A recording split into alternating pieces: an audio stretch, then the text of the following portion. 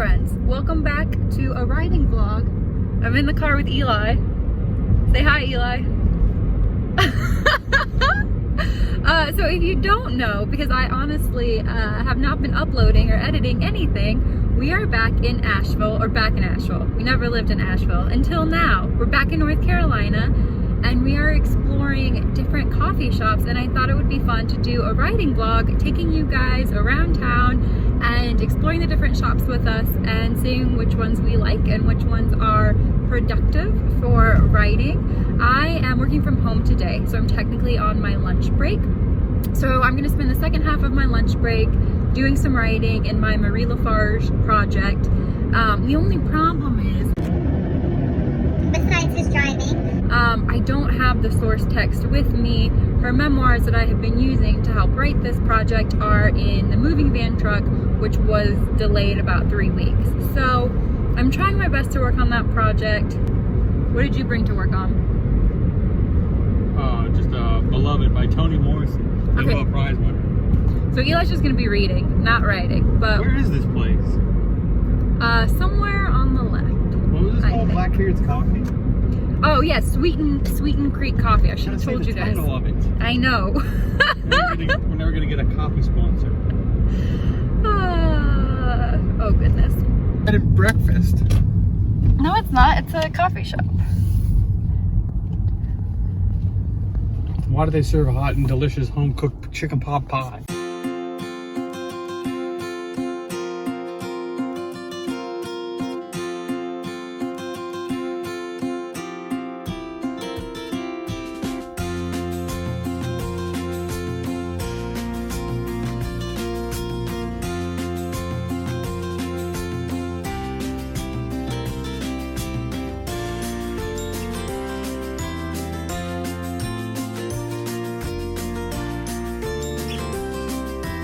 What do you think of the coffee shop? Sweeten Creek Coffee.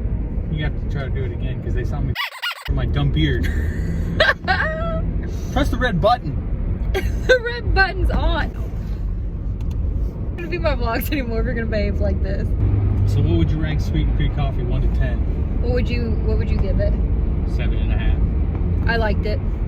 I probably should have gotten a signature latte because Eli's mocha latte was delicious. I just want some iced chai. Maybe that was a mistake, but it was so cute and quaint in there. I mean, I don't know how well the writing went on my lunch break, but I definitely want to go back, and more days when I can work from home. I want to go back there because the baristas were so cute and so friendly, and I think we met the owner, Shirley. Enough with the feminine gaze. Shirley, Cheryl. Anyway. Yeah, start from the beginning. I walk in with a nice black and white houndstooth jacket, and a silver fox lady sitting next to me says that I have good taste. Don't call her a silver fox. She had the same jacket that I had. And then I said, yeah, I don't know where my brother got it. He got it for me for a Christmas present. She said, he must have got it in the women's section. Which she did say, although jackets are gender neutral. But apparently we learned from another patron that... Who was eavesdropping. That men and women's coats are buttoned on the opposite side of the jacket, which I did not know. But it was adorable. It seemed like everybody knew everybody there. You missed it. They started, all the patrons started singing Light My Fire by the Doors at one point in time. Why? When I was working. Because one of the baristas couldn't remember the lyrics. So it was adorable. I would say 10 out of 10. Honestly, probably. I liked it a lot. Yeah, was that the most local, like, small town quaint coffee shop you've ever been in? Yes. Besides the Starbucks in Nag's Head, Kitty Hawk, No. Duck, Corolla. We will check in at the next coffee shop. Although maybe it'll just be me. Give the video a thumbs up if you want Eli and the rest of the coffee shops. Hello friends. It is Friday, December 10th, I think, which means that the last clip you would have seen would have been Wednesday the 8th, but I did not tell you that. So I am at work and it's my lunch break, and I thought that I would go to oh Lord, now I'm gonna forget. Penny Cup Coffee. Spoiler alert, I have already been to this coffee shop for a business meeting, but not to write. So I thought it would be fun to spend my Friday lunch break writing. And I was gonna go like all out and get a specialty latte, but my coworker brought donuts from Duck Donuts, and if y'all live, at first I thought it was a North Carolina thing. I mean, I think it started in Duck, North Carolina. But if y'all have had Duck Donuts, you know they are so delicious. Also very sugary, so I'm probably not gonna go ham on the coffee, but I am gonna get some to eat with my donut while I work on a Marie Lafarge poem. And I'm not so much, I'm probably close to being done with a draft of this poem as opposed to actively writing new material for it. I'll also leave my Marie Lafarge poems, links to some published ones down below. If y'all don't know, she was accused of poisoning her husband with arsenic in his fruitcake, you know, as one does. But there's a series of poems in the collection that there's one series, and there's two series. They're formatted very similarly. One is about different poisons and one's about different types of jewels. And in one of the sections, I'm sectioning the poems or the collection into different sections, and each section has 7 poems. Do I think you need to be that structured in a manuscript? No, I don't. I can't get out of my head, you guys. I'm just a Capricorn. I apologize in advance. But one section has 8 poems right now, and so I'm condensing a poem that I wrote previously that I'm not 100%, I don't feel like 100% about. And I'm stealing some of the language that I do like, and I'm combining it into one of those series with poison. Now, it's a little bit longer than the other ones in the series, so we'll have to see if I like it this way. But let's go get that coffee, even though it's gonna be decaf. Let's go eat that donut.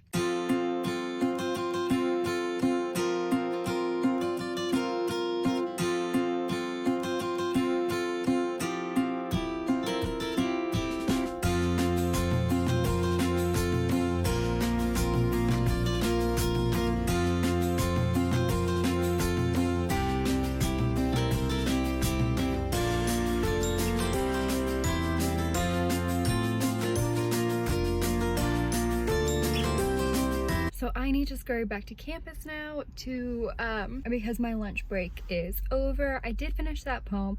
I think I'm just gonna leave it as is. It's a little bit different than the rest in the series. We're just gonna go with it.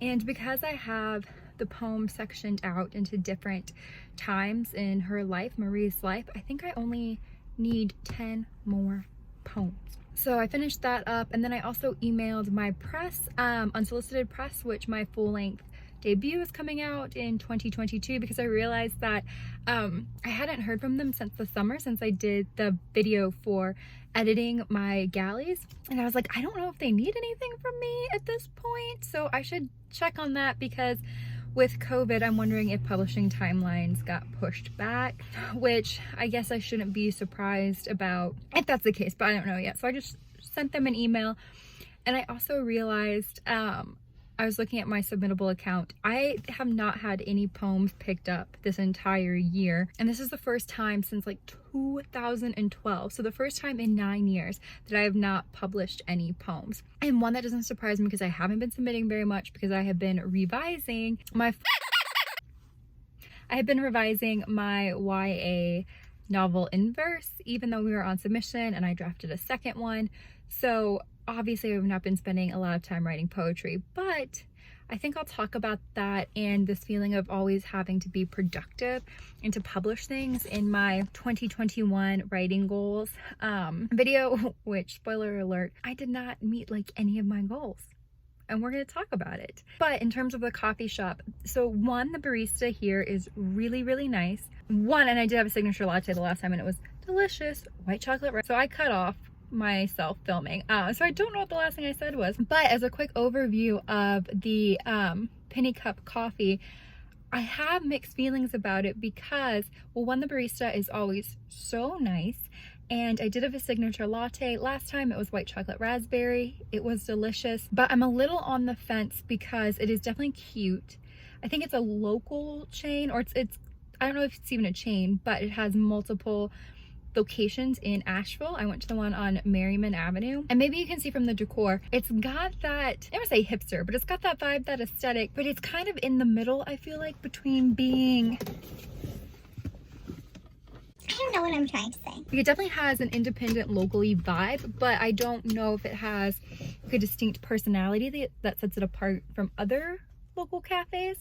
But I will going back because in February, Eli is going to be the featured artist in that cafe, which is super cool. I'm sure there are people who live in Asheville proper who are like, Emily, what are you doing? You're like not even hitting up the best coffee shops. So if you're watching this video and you live in the Asheville area and there are coffee shops I need to go right in, let me know. I'll probably do at least one more to wrap up the video. Maybe I'll do like a series of 3 coffee shops each. Although let's be honest, Sweeten Creek coffee like might just be my go-to, but we'll see. Hey everybody, it is Saturday, January the 8th, I think. I have not filmed or been out to coffee since the last time that we were out to coffee. It's 12:30. I slept in really late and we are about to go to the Beehive Cafe, which I have not been to yet. We're technically in Arden. I do not want to drive into the city today. I slept in pretty late, like embarrassingly late. And then I just made a hodgepodge type of brunch with things that were left over in our house. We had some egg bites, some Brussels sprouts from last night, and the very last of this raspberry pudding cake that my friend made me for my birthday. My birthday was January, so just kind of like a hodgepodge, but it was kind of fun to sleep in and then like treat myself to my own brunch type of thing. I didn't drink because I know I was gonna be driving. But speaking of drinks, I'm going all out this time, okay? I saw online that the Beehive Cafe was like super cute and it was supposed to be a really good one here in Arden. Apparently there aren't a lot of cafes in Arden proper, although I did really like Sweeten Creek, but we're branching out and I'm gonna get myself a nice specialty drink. I'm doing it today. Kind of skimped out the last 2 places that I went. We are doing it today. And I think instead of working on a project, which, let me tell you, with all the holiday travel, we went to Durham for Christmas, we went to Charlotte for New Year's, and then my friend from Raleigh came down for my birthday. It is so nice to be back in the state. Let me tell you, as a native North Carolinian, it is so nice. But we've just been traveling and doing a lot of other stuff. Our furniture is here. I don't know if I've ever shared that with y'all on this channel. We do have our furniture now. So a lot of unpacking, a lot of stuff that is putting writing behind. But what I think I'm going to do is work on setting up my big journal for the year. I just get a new journal every year. I track a lot of goals in there. I track a lot of like financial stuff. And then throughout the year, like books read, things like that. And then throughout the year, most of the middle pages, honestly, sometimes they're meditative journal entries, but sometimes they're literally just grocery lists. But I think I'm going to keep setting that up. And one of the goals that I'm going to be focusing on this year is not feeling so tied down to goals themselves and the feeling of productivity. I want to focus more on the qualitative experience of whatever project I'm working on at whatever time, instead of, if y'all watch my writing blogs, I was like 250 words a day, this, and this, and this, to a point where I wasn't enjoying writing anymore, or I would just get so stressed out if I didn't do X, Y, Z, A, B, C like every single day, and I can't keep doing that. So today we're gonna go get a nice drink and we're gonna work on setting up this journal. And then after that, if I have time, I'm gonna go to the library because I haven't set up a library card yet and check out their poetry section. I'm always like super curious / low-key judgmental about people's poetry or library's poetry sections, and then try to get in some exercise before we have a family Zoom call tonight. So more caffeine will be great for that.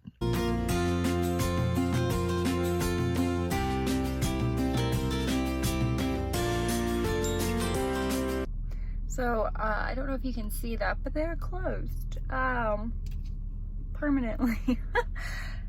So that's not gonna work.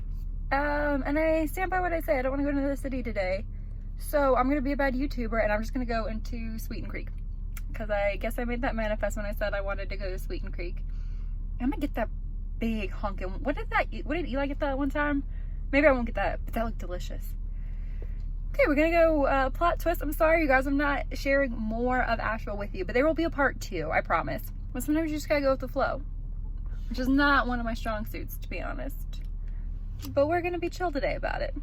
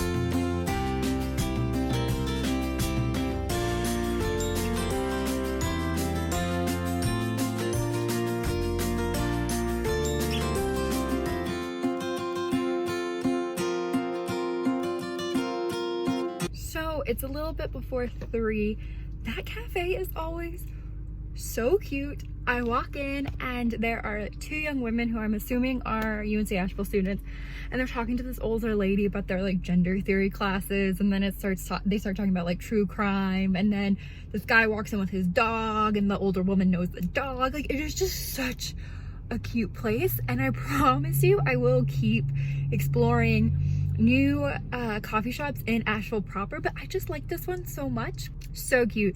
Did get a peppermint mocha, did do some reflecting. Like, I always start each journal every year with reflections of the last year, although really I'm thinking just a lot about trying to focus on anxiety. It's been rough, although I mean, obviously a cross-country move, we're still kind of in the pandemic, starting a new job, getting engaged.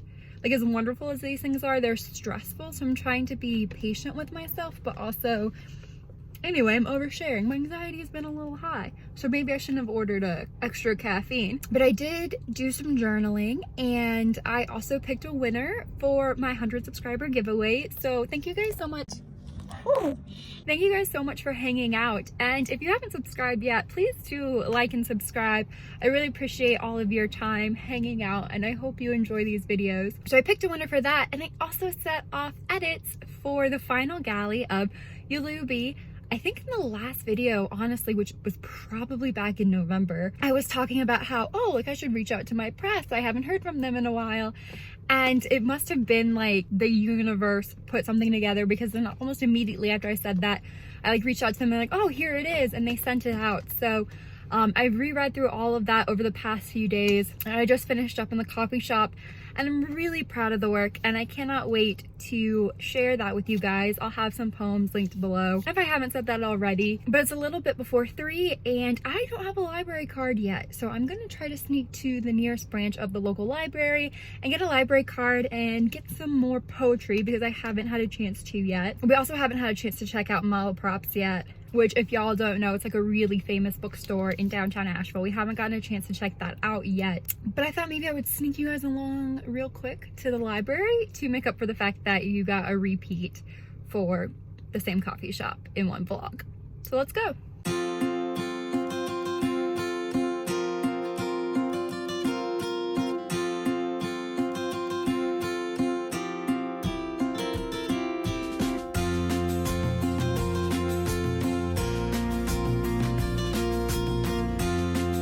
So library card is acquired.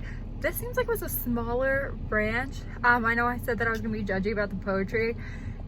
She was sparse, but we did find some things. So I'm gonna sneak in a quick little library haul. My first library haul as a resident of Buncombe County. All right, so I am so excited that they had The 100-Year House by Rebecca Mackay. Am I pronouncing this correctly?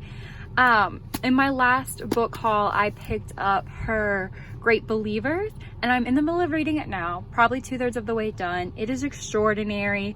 I need to film my favorite books of 2021 and get that to y'all, but I imagine The Great Believers is going to be in my favorite books of 2022.